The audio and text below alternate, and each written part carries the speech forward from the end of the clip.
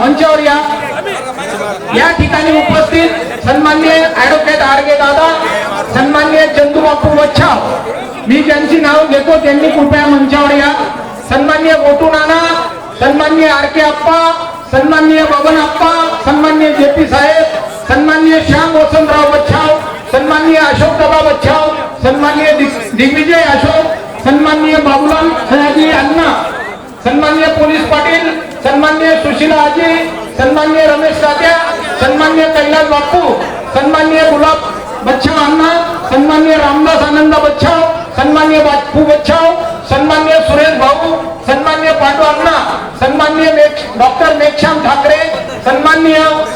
मी विनंती करतो, आज मालेगाव महानगरपालिकेच्या पंचवार्षिक निवडणुकीनिमित्ताने प्रभाग 11 मध्ये या प्रचंड महिला मातांच्या युवकांच्या उपस्थितीत या प्रभाग 11 मध्ये भारतीय जनता पार्टीचे जे उमेदवार आहेत त्यांच्या प्रचारासाठी आपण प्रचंड संख्येने या ठिकाणी उपस्थित झालात. कार्यक्रमाला सुरुवात करण्याप्रसंगी सन्माननीय जिल्हाध्यक्ष सन्माननीय सुनील आबा गायकवाड, भारतीय जनता पार्टीची महानगरपालिकेची बुलंद तोफ, हिंदुत्वाचा आवाज यांना विनंती करतो की त्यांनी या ठिकाणी मार्गदर्शन करावं.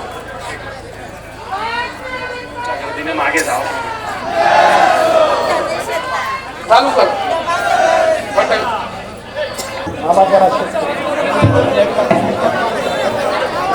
कृपया या सर्व युवकांना विनंती आहे, आपण मागे चला, मधून चला, चला मागे, चला चला चला, घरचीच मंडळी आहे सगळी, चला मागे सरकू नका. पाटील मागे सरकू नका, चला मागे, मागे भरपूर लोक राहिलेले आहेत, कृपया मागे चला, चला मागे.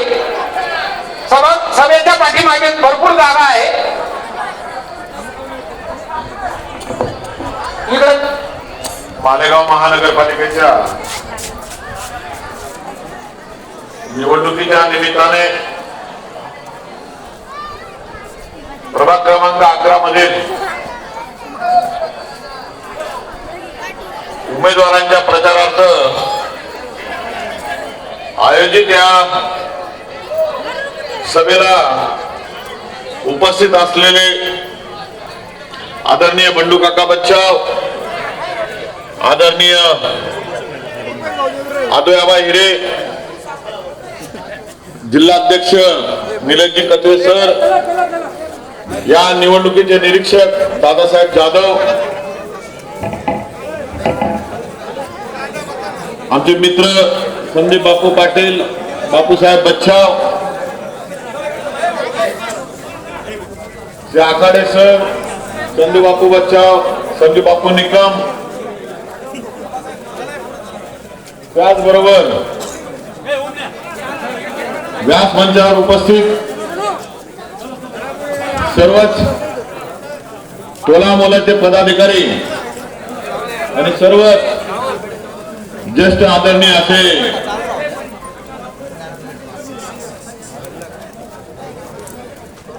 आणि उपस्थित सर्व तरुण मित्र बंधू आणि भगिनींनो, प्रचंड अशी मेहनत केली आणि विशेष करून या प्रभागातील सर्व उमेदवार, सर्व कार्यकर्ते, सर्व माझ्या माता भगिनीच्या प्रचारात सामील झाल्या, यांचं मी विशेष करून या ठिकाणी कौतुक करेल की असा प्रचार आज संपूर्ण मालेगाव शहरामध्ये कुठंच झालेला. याच्या आधी मला असं वाटायचं की नियोजनात माझा हात कोणी धरत नाही, परंतु माझ्याकडे सगळ्यात अनुभवी उमेदवार असल्यामुळे कदाचित असा विषय झाला असेल की नवीन उमेदवारांना ही संधी मिळाली. दादांना एक निवडणुकीचा अनुभव वगळता सगळेच उमेदवार जवळपास 8 वर्षापासून या प्रभागामध्ये तयारी करत होते आणि त्यांची ही तयारी आज तुमच्यामध्ये एक आशेचा किरण या ठिकाणी निर्माण करते, हे असं तुमच्या या ठिकाणी जमलेल्या या अफाट अशा जनसमुदायावर मला वाटतं. याच्या आधी या ठिकाणी नगरसेवक होते, त्यांनी कामं केली, परंतु गेल्या 2 टर्म मध्ये नगरसेवकांनी जी कामं केली असतील, ज्याच्यात काहीतरी मिळेल अशी कामं केली, मात्र लोकांच्या हाकेला कधी त्यांनी ओ दिला नाही. कधी तुमच्यासाठी ते उपलब्ध झाले नाही. आणि त्यांनी एक प्रकारे तुम्हाला या ठिकाणी गृहीत धरलेलं होतं की आमच्याशिवाय तुम्हाला काही पर्याय नाही. आणि मी एक तळागाळातला कार्यकर्ता, आणि ज्या ठिकाणी कोणी राजकीय पक्ष असेल, राजकीय पुढारी असेल, जर त्या मायबाप जनतेला जर गृहीत धरत असतील तर निश्चितपणे त्या ठिकाणी विरोध करायला मी कायम तयार असतो.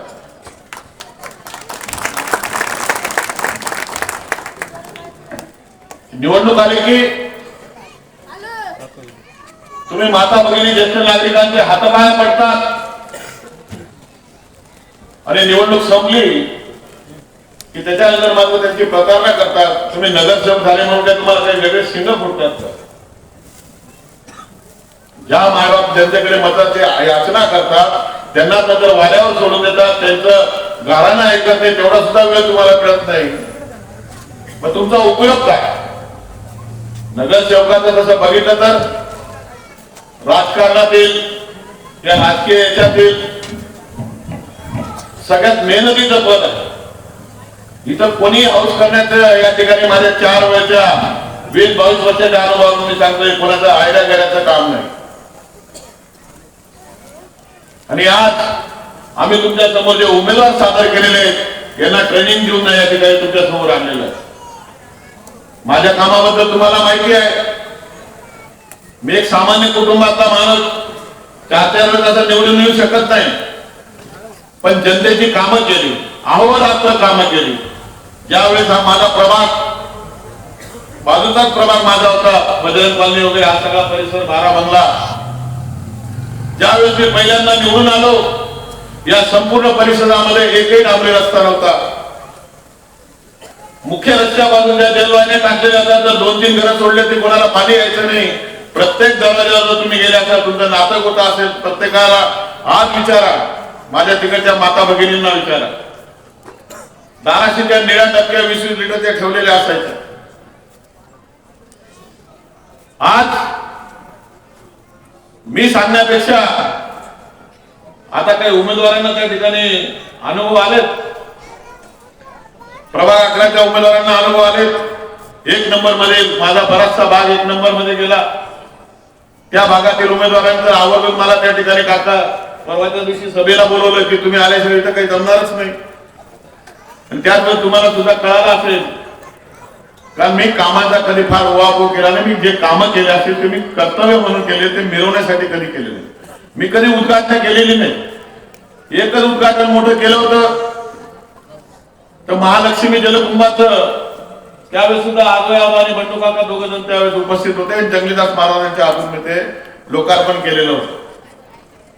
पहिलं माझं पाण्याचं काम ते होतं. आणि आज तो जलकुंभ सोयगावच्या बऱ्याचशा परिसराला, म्हणजे जी काही तुमची 12 गाव योजना आहे त्याच जलकुंभावरून आज तुम्हाला त्या ठिकाणी पाणी दिलं जातं. एक जलकुंभ मी गिलांकर नगरमध्ये म्हणजे ऐश्वर्यामध्ये केला, ऐश्वर्या मंगल कार्यालयाच्या समोर केला. आज त्याच्यामध्ये बऱ्यापैकी 9 त्याच्यावर अवलंबून आहे. त्यावेळेला माझा वाढ जर विचार केला तर या सोयगाव 9 फक्त 10% हिस्सा असेल तर तेवढ्यासाठी सुद्धा मी 25 लाख लिटरचा जलकुंभ त्या ठिकाणी उभा केला. आणि इतर जर विचार केला तर जवळपास मी आणि मदन बापूंनी मिळून या मालेगाव शहरामध्ये 7 जलकुंभांची या ठिकाणी निर्मिती केली. आता तुमच्या लक्षात आलं असेल की आम्ही माता भगिनींना केंद्रस्थानी ठेवून कामं करत असतो. कारण सगळ्यात जास्त त्रास जर कुणाला होत असेल, सकाळी उठल्यापासून ते रात्रीपर्यंत त्यांना जी पाण्याची गरज असेल ते भागवण्याचं काम आम्ही केलेलं. काही लोक म्हणतात की 3-3 उमेदवार मुलाला सोयगाव मध्ये उतरवलं, काही वेगळ्या प्रकारची टीका करतात. अरे त्याला काय मी असं उतरवलेलं नाही. पहिल्यांदा ज्यावेळेस या विश्वावर एक वैश्विक आपत्ती आली, करोना नावाची, त्यावेळेस कोणी घराबाहेर निघत नव्हतं आणि अशा वेळेस ज्या जनतेने मला अगदी तळागाळातून उचलून डोक्यावर घेतलं आणि ती जनता ज्यावेळेस संकटात दिसली त्यावेळेस मात्र मला राहवलं गेलं नाही. मी स्वतः आधी उतरलो. जीवाचं काही झालं तरी चालेल, पण त्या जनतेने आपल्याला एवढा नावलौकिक दिला. त्या जनतेच्या रक्षणार्थ जेवढं होईल तेवढं कार्य करण्याचा निर्णय घेतला. आधी सुरुवातीला फवारण्या केल्या. माझा प्रभाग आधी करण्याचा मदन बापूने त्यांच्या प्रभागाला सुरुवात केली. आम्हाला असं वाटलं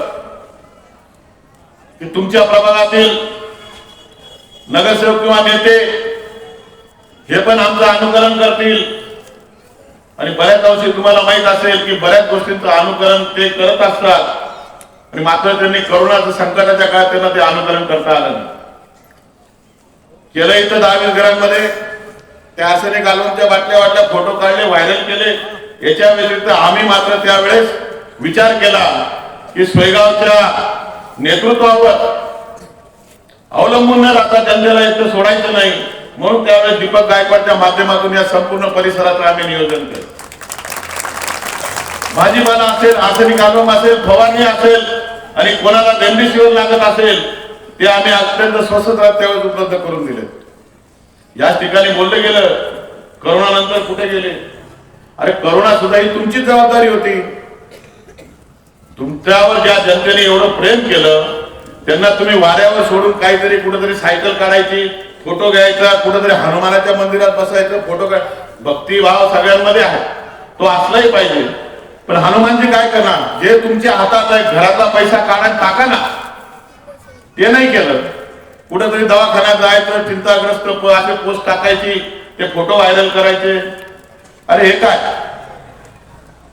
आणि याच्यात कडी एवढी मोठी केली की त्यांनी एवढ्या या काळामध्ये जनता एकीकडे मरत असताना एका हॉस्पिटलमध्ये एक दिवशी असा दिवस आला की संपूर्ण मालेगाव शहरातील जेवढे हॉस्पिटल असेल तिथला ऑक्सिजन ड्राय झाला. म्हणजे कुठे ऑक्सिजन शिल्लक नसताना एका हॉस्पिटलमध्ये जवळपास 30 ते 35 लोक दगावले. असं असताना यांचं कर्तव्य होतं की त्या ठिकाणी ऑक्सिजन उपलब्ध करून दिला पाहिजे होता. आणि जेवढ्या काही कंपन्या होत्या या नाशिक जिल्ह्यामध्ये या सगळ्या कंपन्यांनी आणि त्यावेळेचे पालकमंत्री छगनजी भुजबळ साहेबांनी स्पष्ट आदेश केलेले होते की जोपर्यंत मालेगावची पूर्तता आपलं नाशिकची पूर्तता होत नाही तोपर्यंत एकही सिलेंडर या ठिकाणी बाहेरून जाणार नाही. आम्ही तर साधे सुधे नगरसेवक होतो, करावं काय.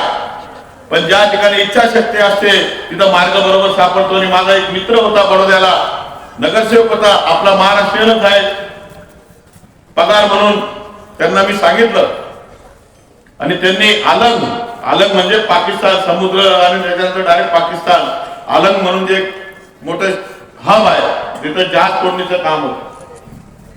त्या ठिकाणून 3 ट्रक ऑक्सिजन मी या मालेगाव शहरामध्ये आणलं आणि ते मी तुम्हाला दाखवलं सुद्धा होतं की त्याच्यातला गॅस ते भरलेले आहेत बा. कारण त्याच्यात सुद्धा तुमचा चेष्टा करण्याचा या ठिकाणी प्रयत्न झाला. तर रिकामे सिलेंडर दाखवून रोज या मालेगाव शहरामध्ये 248 सिलेंडर दिसतील अशी खोटी घोषणा केली गेली. एकही सिलेंडर यांना या नाशिक मधून मिळवता आलेलं नाही. मग या लोकांचा उपयोग काय.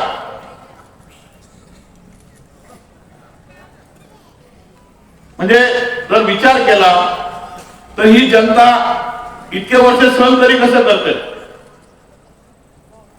आम्ही जिथे न मागता न बोलवता आम्ही स्वतःहून जाऊन देतो आणि ह्या ठिकाणी मागून सुद्धा त्यांच्याकडे दुर्लक्ष केलं जातं.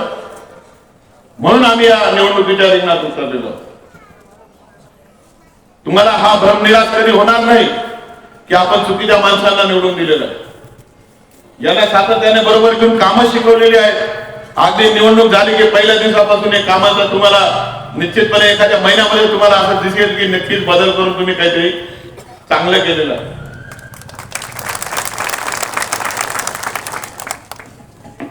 बंधू आणि भगिनींनो, या ठिकाणी बोलण्यासारखं खूप काही आहे. म्हणजे या सभेला मी उपस्थित सुद्धा राहू शकत होतो. माझ्या प्रभागामध्ये सुद्धा आता याच वेळेस सभा लागलेली होती. आबा नाशिकला होते, येतात की नाही येतात शंका. बंडू काकांना मी माझी आठवण सांगितली, पण काका पाय म्हणे तुला जे करता येईल ते कर म्हणे. अरे काका जर नाराज घ्या तर मग मला पोऱ्यानं काय होईल. म्हणता भाऊ येस म्हणा जे होईल ते पावाय जाईल.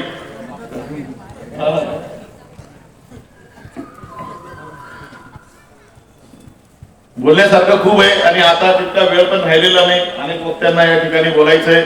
अनेक विषय आहेत. त्या दिवशी मंदिरामध्ये मी काही विषय ठेवलेत आणि माझ्या मते मी काही बोलण्यापेक्षा माझं काम बोलतं आणि इतका सातत्याने म्हणजे गेल्या 20 वर्षामध्ये प्रत्येक निवडणूक मध्ये जो मला पाडण्याचा प्रयत्न होतो, परंतु मी इतका निर्धास्तपणे आणि अगदी कारण मी निवडणुकीच्या काळापुरतं काम करत नाही. मी 5 वर्ष काम करत असतो. त्याच्यामुळे मला कुठल्याही प्रकारची भीती नसते. आजही बोललं जातंय की इतके कोटी काढून ठेवले, तितके कोटी काढून ठेवले. मी म्हणतो मला जेवढे करायचे तेवढेच खर्च करेल. जेवढा लायल होता बाकी सगळं संपी घ्या, जेवढा येतील तेवढाच करा ना, बाकी नाही तर मग त्यांनी सुद्धा गरज पडणार नाही का. 3-4 दिवसापूर्वी असं वातावरण तयार केलं होतं. म्हणजे दरवेळेस असलं की यावेळेस तर नक्की पाडू, यावेळेस 100% पडणार. अरे असं कसं शक्य होईल. लोक मी विचार करतात ना.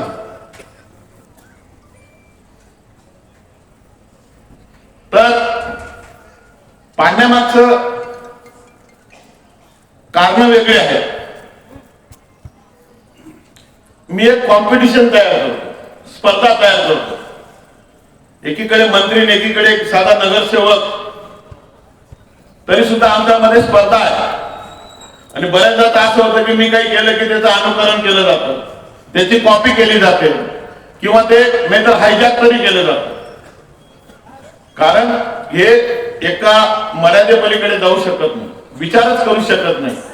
पहिलं ध्येय असतं की पैसा कुठे भेटेल, त्याला नंतर मग बाकी ना काही.